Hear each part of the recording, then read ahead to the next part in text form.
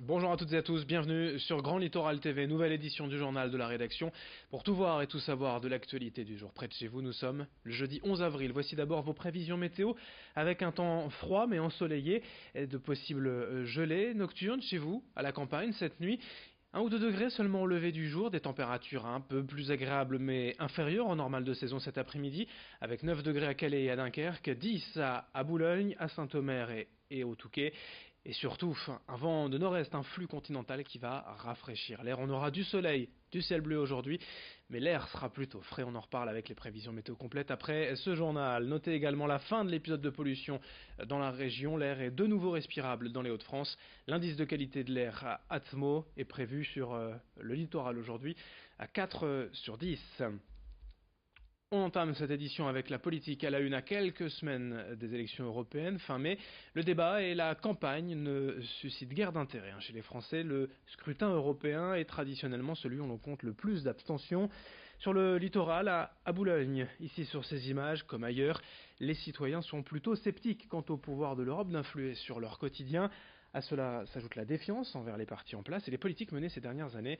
Sur le marché de Boulogne, place d'Alton, hier matin, beaucoup de personnes reconnaissaient volontiers ne pas avoir envie d'aller voter le 26 mai. Voici leurs sentiments, leurs explications, recueillies par Corentin Escaillé. Je vais pas voter. Comme je me suis pas intéressée puis que j'ai pas suivi, j'ai pas voté non plus n'importe qui quoi. Et même au dernier moment, vous n'allez pas vous intéresser à la question Non, du tout non. Il y a des gens qui s'occupent vraiment de nos problèmes. Est-ce qu'il y a des gens qui s'occupent vraiment de nos préoccupations à ce niveau-là? Je sais pas, j'en suis pas sûr. Du tout. Ils ne le montrent pas en plus. C'est vrai qu'on en entend parler, mais vu ce qui se passe actuellement, on est un peu perdu dans tout ça. On ne sait pas trop où se positionner. Et puis avec l'histoire du Brexit aussi, c'est un peu flou dans la tête des gens, je pense. Les promesses n'ont jamais été tenues. Donc à force, il y a une lassitude et les gens ne s'intéressent plus à la politique, ce qui est d'ailleurs un peu dangereux. On parlait du Brexit dans ce son il y a un instant. Bien sachez que le Royaume-Uni et l'Union européenne sont parvenus à une nouvelle date de report du Brexit. Cette nuit, le Conseil européen et son président Donald Tusk et la première ministre britannique Theresa May ont validé la date du 31 octobre comme nouveau report, une nouvelle date, un nouveau consensus pour éviter une sortie de l'Union européenne sans accord. Dans l'actualité du jour également, les manifestations des retraités à l'appel de la CGT pour la défense de leur pouvoir d'achat, manifestation ce jeudi matin à Calais et à Dunkerque notamment. En ce 11 avril, c'est aussi la journée mondiale contre la maladie de Parkinson, l'occasion de vous présenter ces ateliers de boxe mis en place dans un EHPAD de la région. Depuis peu, des volontaires et bénévoles d'un boxing club interviennent tous les jeudis auprès des résidents touchés par la maladie. Ils sont une quinzaine concernés sur les 80 pensionnaires. Lors de ces ateliers encadrés, ils viennent à 4 ou 5, vous le voyez, bouger les bras, taper des poings, tenter de coordonner leurs mouvements. Et chez certains, les progrès sont réels depuis le début des ateliers. Leurs gestes sont plus simples, plus précis. Ils ont plus de facilité à se lever ou à se déplacer. Explication avec le témoignage d'une des participantes recueillie par Lucille-Berthe Constant.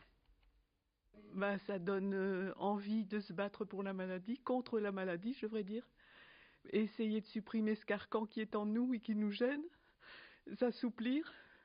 Je suis émue d'ailleurs, parce que je voulais trouver quelque chose qui me donne la pêche. Mais bon, même ça, il faut, oui. Ça, c'est pas au bout de 4 fois que... Hein. Mais il faut venir souvent, je suppose, et petit à petit oublier qu'on est malade et trouver le moyen de se délivrer. Ça fatigue quand même au début de s'y mettre, parce que comme on a un corps très raide, qu'on a de la difficulté de marcher, et qu'ici il faut aussi réfléchir en même temps de ce qu'on fait et comment on doit le faire, et puis enchaîner en plus. C'est les enchaînements le plus dur, moi je trouve, parce qu'il faut aller en suivant, et en suivant, il ne faut rien oublier. On va parler de sport également sur Grand Littoral TV, ou plutôt de e-sport, puisque le BCM est le premier club français en Jeep Elite à se doter d'une équipe digitale sur le jeu de basket NBA 2K. Le capitaine de cette équipe numérique, Alexis Hurtrel, est originaire de la région. C'est un habitué de Sportica. À 23 ans, il représente donc officiellement le BCM en ligne lors des compétitions. Pour le club, c'est une opportunité de développer de nouveaux partenariats, d'aller conquérir de nouveaux marchés, de mener une communication différente et de toucher de nouveaux publics. Cette stratégie 2.0 du BCM devrait faire des émules dans les prochains mois, le e-sport étant de plus en plus prisé, regardé et générant donc beaucoup d'argent. Explication au micro de Corentin Escaillé. C'est cool parce que c'est une première en France, en JP Elite, donc franchement, on a aussi fait ça pour la commune française, pour que le jeu il puisse se développer en France, puis pour que d'autres clubs puissent aussi suivre, quoi. Et franchement, représenter un club comme le BCM, c'est cool, franchement, ça fait plaisir. Ouais, ça fait longtemps que je vais à Sportica, ça fait peut-être une dizaine d'années, je pense. J'allais avec mes parents avant, et maintenant je vais avec mes potes, donc c'est un moment particulier. ouais, moi j'aime bien, franchement, il y a une belle ambiance. Sportica c'est particulier. Voilà, c'est connu, même en Europe c'est connu. Quand le BCM jouait les Coupes d'Europe il y a 5-6 ans, ouais c'est connu Sportica, c'est une belle salle. Le sport toujours, mais dans la région, puisque Paris-Roubaix c'est dimanche, la 117e édition. Dès hier, des cyclistes de 8 à 12 ans venus de tous les clubs de la région ont eu l'opportunité de rouler sur le mythique Vélodrome. Leur objectif était de se qualifier pour une course symbolique. Dimanche, avant les professionnels, les 30 meilleurs sélectionnés hier feront le dernier kilomètre de la course. Ils partiront de la Flamme Rouge depuis le pavé Crupland à M jusqu'au Vélodrome de Roubaix. À cette occasion, ces jeunes sportifs vivront au plus près la 117e édition de Paris-Roubaix. Explication au micro de Rémi Desremeaux. C'est un événement important pour eux puisqu'on sait que Paris-Roubaix c'est une ferveur très importante au niveau de la région, même au niveau national voire international. Et pour eux c'est l'opportunité d'arriver sur ce vélodrome avec la foule et le contexte que vont avoir les coureurs professionnels quelques heures après. Ça peut être une source de motivation supplémentaire. Après il va rester encore de nombreuses années et de beaucoup d'étapes à franchir pour qu'ils puissent continuer à arriver à très haut niveau et éventuellement passer professionnel un jour. Une dernière information à noter sur votre agenda en football. Match avancé de la 30e journée de National et un beau défi pour l'USBCO ce soir en déplacement à Rodez chez le leader. Coup d'envoi 20h30. Fin de cette édition, jeudi 11 avril sur Grand Littoral TV.